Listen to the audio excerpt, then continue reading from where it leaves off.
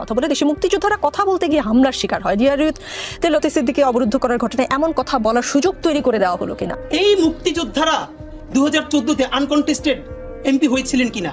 এই মুক্তিযোদ্ধারা 18-তে দিনের ভোট ব্যালট রাতে ভরেছিলেন কিনা? 24-এ নির্বাচন হতে দেন নাই কিনা? মুক্তিযোদ্ধারা আছে না? তাহলে তখন কি মিডিয়া ফ্রেমিং করেছে যে 154টা আসনে নির্বাচন ছাড়া, প্রতিদ্বন্দ্বিতা ছাড়া এমপি হলেন 50 জন বীর মুক্তিযোদ্ধা? দিনের ব্যালট রাতে ভরে ফেলেছেন অমুক আসনের বীর মুক্তিযোদ্ধা। নোয়াখালীতে আমার এক বোন ধানের শীষে ভোট দেওয়ার অপরাধে 3 সন্তানের জননী, তাকে ধর্ষণ করা হয়েছে, সেখানেও যিনি ছিলেন এমপি বীর মুক্তিযোদ্ধা। এগুলো আসলে কোন মাধ্যমে জানতে পেরেছেন? গণমাধ্যম, চলেন আপনারা এখন 10 মিনিট গণমাধ্যমের বলাতেই জানতে পেরেছেন হাদি।